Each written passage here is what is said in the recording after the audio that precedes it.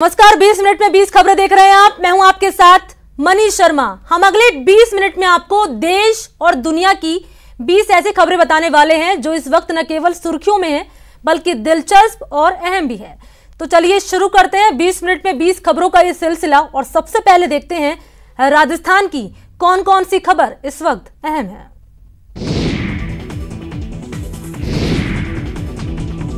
जोधपुर में मंगलवार शाम एक निर्माणाधीन फैक्ट्री की दीवार गिरने से 9 मजदूरों की मौत हो गई और 6 लोग घायल हो गए। बासनी औद्योगिक क्षेत्र के फेज 2 में मंगलवार शाम करीब 5:30 बजे फैक्ट्री की एक दीवार अचानक गिर गई। जोरदार आवाज हुई और करीब 15 श्रमिक मलबे में दब गए। दीवार गिरते ही मौके पर अफरा तफरी मची। बचाव अभियान के दौरान 6 मजदूरों को जख्मी हालत में बाहर निकाला गया। हादसे में अब तक 9 मजदूरों की मौत हुई है। जो मजदूर जख्मी हुए उन्हें अस्पताल में भर्ती कराया गया। अभी तक की स्थिति ये बनी हुई है कि रेस्क्यू ऑपरेशन जैसे कि आप देख रहे हैं चल रहा है। अभी तक 14 लोगों को इसके अंदर से निकाला गया। 8 लोगों की इसके अंदर मृत्यु हुई है, 6 लोग गंभीर घायल हैं और रेस्क्यू ऑपरेशन लगातार जारी चल रहा है। देखिए, पुलिस ने आइडेंटिफाई कर लिया है, चाहे वो मालिक हो चाहे वो ठेकेदार हो, समस्त प्रकार की जो कार्रवाई है, सख्त से सख्त कानूनी कार्रवाई जो है वो अमल में लाई जाएगी, क्योंकि हादसा बेहद गंभीर है, दर्दनाक है और जो लॉस ऑफ लाइफ है, जो जानों की क्षति हुई है, उसको किसी भी प्रकार से भरपाई नहीं की जा सकती। जोधपुर में हुए हादसे पर सीएम अशोक गहलोत ने दुख जताया और मृतक के परिवार वालों के लिए 2-2 लाख रुपए की अनुग्रह राशि की घोषणा की। साथ ही सरकार ने इस मामले की जांच जोधपुर के संभागीय आयुक्त को सौंप दी है। अब पुलिस ये पता लगाने की कोशिश कर रही है कि क्या ठेकेदार की तरफ से किसी तरह की लापरवाही की वजह से ये दीवार गिरी है और 9 लोगों को जान गंवानी पड़ी है। स्याह रात में आग की इन लाल लाल लपटों को देखकर अंदाजा लगा सकते हैं कि ये आग किस कदर भयावह रही होगी और इसने क्या कुछ कोहराम मचाया होगा। आग की कहर की ये तस्वीरें टोंक जिले में देवली कस्बे से आई है, जहां एक हार्डवेयर शॉप में आग लगी थी। बताया जाता है कि इस हार्डवेयर शॉप में बड़ी मात्रा में पेट्रोल केमिकल प्रोडक्ट का भंडारण किया गया था, जिसकी वजह से हार्डवेयर शॉप में लगी आग ने विकराल रूप अख्तियार कर लिया था। इस आग की खबर मिलते ही देवली पालिका से फायर ब्रिगेड की टीम मौके पर पहुंच गई थी, लेकिन इस टीम ने जब आग की भयावहता देखी तो उसे अंदाजा हो गया कि आग पर अकेले काबू पाना उसके बस की बात नहीं। लिहाजा टोंक, बूंदी और केकड़ी से भी फायर ब्रिगेड की टीम ने मौके पर बुलाया गया। जिस हार्डवेयर शॉप में आग लगी थी वो हार्डवेयर शॉप विजय नारायण नाम की शख्स की है और उनके मुताबिक इस आग की वजह से उन्हें करीब 2 करोड़ का नुकसान हुआ। आग की वजह से पूरी हार्डवेयर शॉप बर्बाद हो गई। फायर ब्रिगेड की टीम ने कई घंटों की मशक्कत के बाद आग पर काबू पा लिया। गनीमत रही कि हादसे में कोई चोट नहीं आई। मंगलवार को भरतपुर के न्यू आदर्श नगर में दिन दहाड़े हुई फायरिंग से कॉलोनी में सनसनी फैल गई।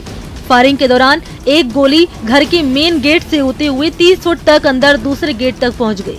बता दें कि जिस सुल्तान के घर पर फायरिंग की गई 25 दिन पहले उस शख्स के घर पर इसी क्षेत्र में फायरिंग हुई थी, जिसमें वो घायल हो गए थे। सीसीटीवी में जो तस्वीरें रिकॉर्ड हुई है उसमें 2 लोग मोटरसाइकिल से घर के सामने आकर रुकते हैं, फिर पीछे बैठा शख्स नीचे उतरता है और बड़े आराम से पिस्टल से फायरिंग कर वहां से निकल जाता है। पुलिस अब मामले की जांच में जुटी है, लेकिन बड़ा सवाल ये कि जब सुल्तान के ऊपर 25 दिन पहले भी जानलेवा हमला हुआ था, फिर भी अभी तक ना तो इस इलाके की सुरक्षा बढ़ाई गई है और ना ही हमलावर को गिरफ्तार किया गया है। लूटा पीटा सा नजर आ रहा ये शख्स दरअसल लूट का ही शिकार हुआ है। डब्लू सैनी नाम का ये शख्स कामा बरसाना के गांव रूपनगर से मोटरसाइकिल पर सब्जी लेकर उसे बेचने मंडी आ रहा था, लेकिन कुछ बदमाशों ने आरएसपी पुलिस चौकी के पास उसे रास्ते में ही रोक लिया। बदमाशों ने डब्लू की कनपटी पर पिस्टल सटाई और फिर उसे बाइक से उतारकर उसके हाथ पांव बांधकर उसे खेतों में पटक दिया। डब्लू को खेतों में पटकने के बाद बदमाश उसकी बाइक ले भागे। 5 बजे में वहाँ चलो गांव थे जी, और यहाँ रोड पे तो मेरे पीछे लगे हैं वो 6 बजे से, और वहाँ आगे वो नालेवार रोड बजा के और वहीं मतलब ये मुझे घेर दिया। फिर क्या हुआ? फिर तमंचा धरा, आगे मोटरसाइकिल लगाई, फिर तमंचे लगाए मेरे बगल में, बांध के पटक गए। डब्लू 1 घंटे तक खेतों में पड़ा रहा, तब कहीं जाकर पास से गुजर रहे लोगों ने उसकी रस्सी खोली। इस इलाके में इस तरह की वारदातें बढ़ती जा रही है और पुलिस है कि सोई रहती है। दवाई की इन शीशियों को इस कदर देखकर हर वो शख्स हैरान रह गया होगा जिनके लिए इन्हें खरीदना आसान नहीं होता, लेकिन कुछ लापरवाह और गैर जिम्मेदार लोगों की वजह से जिंदगी की शीशी आज कूड़े के ढेर में पड़ी है। ये तस्वीरें झालावाड़ जिले में कालीखाड़ नदी की पुलिया के पास से आई है, जहां भारी मात्रा में आयरन और फोलिक एसिड की शीशियां फेंकी हुई है। अब तक जो जानकारी मिली है उसके मुताबिक ये दवाइयाँ राष्ट्रीय स्वास्थ्य मिशन के तहत निःशुल्क वितरण के लिए आई iron and folic acid syrup की है, जिसे किसी ने कूड़े में फेंक दिया है। खास बात ये कि अभी ये दवा एक्सपायर तक नहीं हुई है। इन दवाइयों पर बैच नंबर 660099 BIJ 54 अंकित और इसकी मैन्युफैक्चरिंग डेट सितंबर साल 2019 है और एक्सपायरी डेट साल 2021 है। जब मनोहर थाना स्वास्थ्य केंद्र से इस दवा को लेकर जानकारी मांगी गई तो उन्होंने कहा कि यहाँ इस बैच की दवा ही नहीं है। वहीं मार्च 2020 से ये स्टॉक में भी खत्म है। ऐसे में किसी को ये समझ नहीं आ रहा कि ये दवा यहाँ फेंकी किसने है। बता दें कि ये दवा परिवार कल्याण विभाग की ओर से आंगनबाड़ी केंद्रों पर कमजोर और खून की कमी वाली गर्भवती महिलाओं और बच्चों को देने के लिए आती है। दौसा में सामूहिक विवाह सम्मेलन के नाम पर ठगी करने वाले एक बड़े गिरोह का पर्दाफाश हुआ है। इस मामले में लालसोट प्रशासन ने बड़ी कार्रवाई करते हुए एक संस्थान के गोदाम और उसके दफ्तर को सीज कर दिया। दरअसल लालसोट में सर्व समाज कल्याण सामाजिक सेवा संस्थान की ओर से सामूहिक विवाह सम्मेलन करवाए जाते हैं। इस बार भी 2100 जोड़ों का सामूहिक विवाह सम्मेलन करवाने का लक्ष्य रखा था। इसके लिए वधू पक्ष से 11,000 और वर पक्ष से 21,000 भी लिए जा रहे थे। अब तक करीब 1,800 जोड़ों से यह राशि ले ली गई थी। इस राशि से संपूर्ण भोजन सामग्री, मिठाई और लालसोट के अलावा टोक रोड पर प्लॉट भी उपलब्ध कराए जाने का झांसा दिया गया था।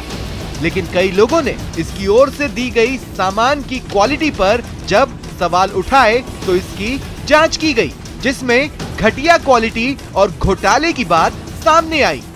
इसके बाद इनका गोदाम सीज कर दिया गया और इस संस्थान से जुड़े कुछ लोगों को हिरासत में भी लिया गया है। लालसोट क्षेत्र में एक सामूहिक विवाह सम्मेलन की सूचना मिली थी और काफ़ी समय से शिकायतें प्राप्त हो रही थी कि जो वर वधू पक्ष से जो राशि ली जा रही है उसके एवज में जो इनको सामान और खाद्य सामग्री दी जा रही है वो काफ़ी घटिया क्वालिटी का है।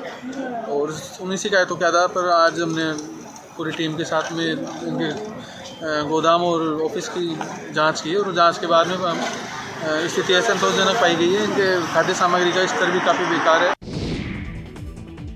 बाल कल्याण समिति के सदस्यों और पुलिस कर्मियों के साथ बैठी ये वही 12 साल की बच्ची है जिसकी शादी तय कर दी गई थी और पुलिस से बचने के लिए शादी के कार्ड पर इसकी जगह किसी और का नाम छपवाया गया था। बता दें कि 12 साल की ये लड़की धौलपुर के निहालगंज थाना इलाके की रहने वाली है। पुलिस और बाल कल्याण समिति को ये खबर मिली थी कि इसकी शादी की तैयारी की जा रही है। इसी खबर पर जिला विधिक सेवा के सचिव एवं न्यायाधीश शक्ति सिंह ने निहालगंज थाना पुलिस को विवाह रुकवाने के लिए निर्देश दिए और फिर पुलिस ने बाल कल्याण समिति के सदस्यों के साथ मिलकर इसकी शादी रुकवाई। खास बात ये कि इसकी शादी के भनक किसी को ना लगे, इसके लिए इसकी मां ने शादी की कार्ड पर फर्जी नाम लिखवाया था।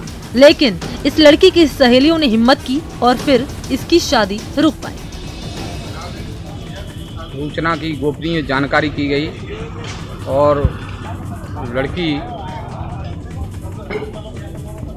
व उसकी मां को तलाश किया गया और दोनों की तलाश करके और पता किया गया। पते पर बाल कल्याण समिति को बुलाया गया। बाल कल्याण समिति द्वारा और प्रशासन पुलिस के सहयोग से उसकी मां को पाबंद कराया गया है, शादी नहीं करे। आगे अग्रिम कार्रवाई हेतु बच्ची को बाल कल्याण समिति के सुपुर्द कर दिया गया है।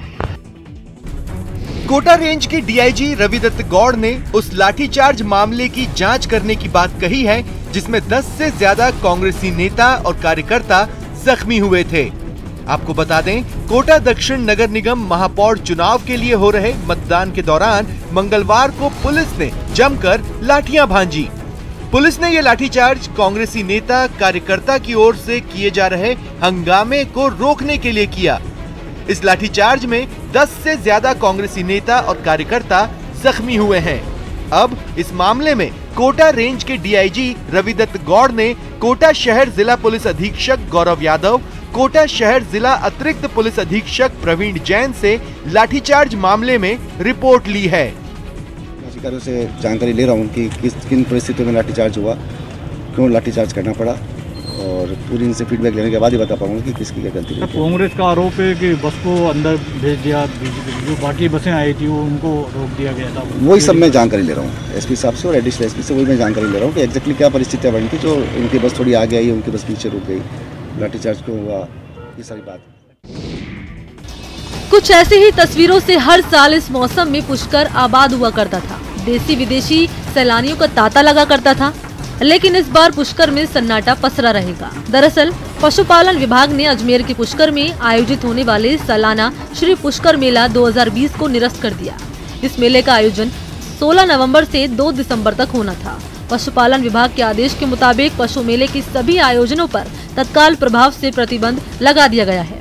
अभी तक पशुपालक से लेकर मेले में आने वाले छोटे मोटे दुकानदार सब असमंजस में थे कि मेले का आयोजन होगा कि नहीं, लेकिन अब तस्वीर साफ हो गई है कि इस बार मेले का आयोजन नहीं होगा। बता दें कि कार्तिक महीने में आयोजित होने वाले पुष्कर का मेला अंतर्राष्ट्रीय स्तर पर अपनी एक अलग पहचान रखता है। इसमें आने वाले पशुओं को देखने और खरीदने के लिए दुनिया के अलग अलग हिस्सों से पर्यटक यहाँ पहुँचते हैं और वो राजस्थानी संस्कृति की अनूठी छटा से भी यहाँ रूबरू होते हैं। दिवाली पर इस बार मिट्टी के दियों की चमक बढ़ने वाली है, क्योंकि कोरोना की वजह से जिस कदर चीन के सामानों का बहिष्कार हो रहा है, उससे कुम्हारों के दिन फिरने लगे हैं और इस बार लोग चीनी लाइट्स की जगह मिट्टी के दियों की जमकर खरीदारी कर रहे हैं। मिट्टी के दिए बनाने वालों का कहना है कि इस बार उन्हें मिट्टी के दियों का भाव भी अच्छा मिल रहा है। पहले जहां 350 से 400 रुपए प्रति 1000 दिए बिकते थे, वहीं इस बार 500 रुपए प्रति 1000 तक दिया बिक रहा है। जो बाहर के आइटम बहुत आ रहे थे, इसलिए कम मांग कम थी। और इस बार कितने दीपक बना? इस बार मतलब 3-3.5 लाख का मतलब जो मेरे निकल चुके हैं। अच्छा, पिछली बार 1000 दीपक का क्या भाव था? 350, 400, 350 में ही देते थे। और इस बार 500 चल रहा है। लोगों को बढ़ोतरी मिली है। चीनी आइटम बंद होने से हमारे इस काम में बढ़ोतरी हुई है और पहले हमारा गुजारा इससे नहीं हो पाता था और अब इसी से हमारा गुजारा हो रहा है और बहुत अच्छा है हमारे धंधे में और बहुत अच्छी बढ़ोतरी देखने को मिल रही है हमारे को। सरकार से कुछ उम्मीद करते हैं आप? सरकार से अगर ये चीनी आइटमों पे अगर ऐसे ही रोक रही तो हमारे इस धंधे में हमारे को बहुत लाभ मिलेगा और हमारा गुजारा इसी से हो जाएगा। जोधपुर के मेहरानगढ़ की भव्यता मंगलवार को फिर एक बार दुनिया भर में छा गई। प्रधानमंत्री नरेंद्र मोदी मंगलवार को जब वर्चुअली शंघाई कोऑपरेशन ऑर्गेनाइजेशन यानी SCO के शिखर सम्मेलन को संबोधित कर रहे थे, तो उनके पीछे बैकड्रॉप पर मेहरानगढ़ की तस्वीर दमक रही थी। खास बात ये भी है कि पीएम मोदी ने इस दौरान बंद गले का जोधपुरी कोट पहन रखा था। बैकड्रॉप में अजेय दुर्ग मेहरान का इस्तेमाल करते हुए मोदी ने अपने भाषण में चीन और पाकिस्तान को कड़ा संदेश भी दिया कि सभी देशों को एक दूसरे की संप्रभुता और क्षेत्रीय अखंडता का सम्मान करना चाहिए। बैकड्रॉप में मेहरानगढ़ का चित्र सोशल मीडिया पर कुछ ही देर में छा गया। कई लोगों ने ट्विटर पर शिखर सम्मेलन को संबोधित करते पीएम मोदी की तस्वीर अपलोड की, तो फेसबुक और व्हाट्सएप पर भी ये फोटो छाई रही। केंद्रीय जल शक्ति मंत्री गजेंद्र सिंह शेखावत ने प्रधानमंत्री को ट्वीट कर आभार व्यक्त किया और कहा कि यह निश्चित रूप से जोधपुर वासियों के लिए गौरव का विषय है। आपको बता दें, जोधपुर के संस्थापक राव जोधा ने 1459 में 400 फीट ऊंची पहाड़ी पर मेहरानगढ़ का निर्माण करवाया था। तो तो चलिए बढ़ते आगे। 20 मिनट में 20 खबरों में आपको दिखाते हैं अब दूसरे प्रदेश की खबरें। लाइव मारपीट की तस्वीरें महोबा जिला अस्पताल में सीएमएस ऑफिस के सामने की हैं, जहां एक दबंग ने जमकर दबंगई दिखाई। अस्पताल में दलाली करने वाले युवक ने ऑपरेटर के साथ जमकर मारपीट की है। दोनों के बीच लात, घूंसे और डंडे का लाइव वीडियो सामने आया है। मारपीट होने से जिला अस्पताल में अफरा तफरी का माहौल हो गया। सूचना मिलते ही शहर कोतवाली पुलिस भी मौके पर पहुंच गई, लेकिन आरोपी हाथ नहीं आया। बात ये थी कि कुछ कर्मचारी थे जो आपस में उनका विवाद हुआ था, उसी संदर्भ में सूचना आई थी थाने पर, तो उसकी जाँच करने आए हैं। वो अभी मिला नहीं है जो जिसके बारे में कहा गया है। मामला महोबा शहर कोतवाली के अंतर्गत जिला अस्पताल का है। दरअसल हमेशा विवादों में रहने वाला जिला अस्पताल एक बार फिर चर्चा में तब आया जब अस्पताल में वार्ड बॉय की नौकरी करने वाले जगदम्बा का पुत्र आकाश उपाध्याय उर्फ निक्की उस अस्पताल में मारपीट करने लगा। हाथ में डंडा लिए हुए निक्की रितेश को पीटता रहा। दोनों के बीच हुई मारपीट में सीएमएस कार्यालय के आसपास अफरा तफरी का माहौल हो गया। फिलहाल पुलिस आरोपी की तलाश में जुटी है।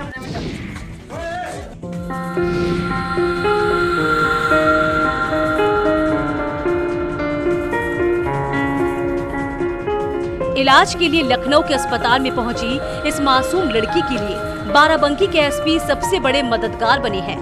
दरअसल चैनपुरवा गांव में एक लड़की काफी दिनों से बीमार चल रही थी। इस लड़की की बीमारी की खबर जैसे ही एसपी अरविंद चतुर्वेदी को पता चली, वो खुद चैनपुरवा गांव पहुंच गए और लड़की को लेकर लखनऊ के अस्पताल में पहुंच गए और डॉक्टर से बेहतर इलाज की अपील की। लेकिन दुख की बात ये रही कि लड़की को बचा पाने में असमर्थ रहे। इस घटना से एसपी साहब बहुत दुखी हुए।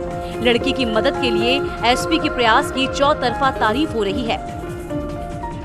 ऐसा नहीं है कि चैनपुरवा गांव के लिए एसपी की ये पहली मदद है। इसके पहले भी कप्तान साहब ने चैनपुरवा गांव की मदद करने में कोई कोर कसर नहीं छोड़ी है। दरअसल इस गांव में पहले अवैध शराब का धंधा जोरों पर था। करीब 94 परिवार की महिलाएं कच्ची शराब बनाने के काम में लिप्त थी। एसपी अरविंद चतुर्वेदी ने इन महिलाओं से बात कर शराब के धंधे को बंद करवाया और उन्हें मोमबत्ती और दिया बनाने के काम से जोड़ दिया और उनके दियों की मार्केटिंग का काम कप्तान साहब ने खुद अपने हाथों में ले लिया है। आज इस गांव में शराब का धंधा पूरी तरीके से बंद है, इसलिए एसपी साहब इस गांव के दुख को अपना दुख मानते हैं। न्यूज़ 18 के लिए बाराबंकी से अनिरुद्ध की रिपोर्ट।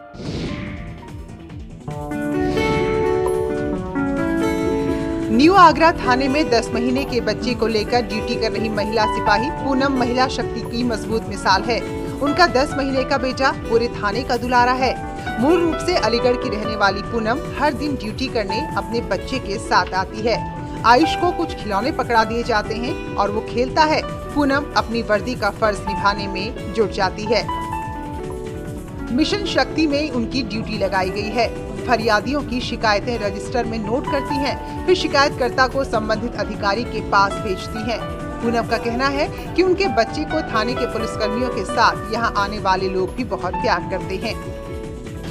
मैं इधर महिला शक्ति के लिए बैठती हूँ, इधर महिलाओं की समस्या सुनने के लिए। खेलता भी है, सो भी जाता है, परेशान भी करता है, रोता भी है। और लोग थाने का दुलारा भी है। हाँ जी, थाने वाले भी बहुत अच्छे हैं जो हेल्प करते हैं मेरी। पूनम के पति सेना में हैं और सीमा पर तैनात हैं। पूनम अपने बच्चे को रोज न्यू आगरा थाने लाती हैं, फिर अपनी ड्यूटी में जुट जाती हैं। पूनम को देखकर हर कोई उनके जज्बे की तारीफ कर रहा है।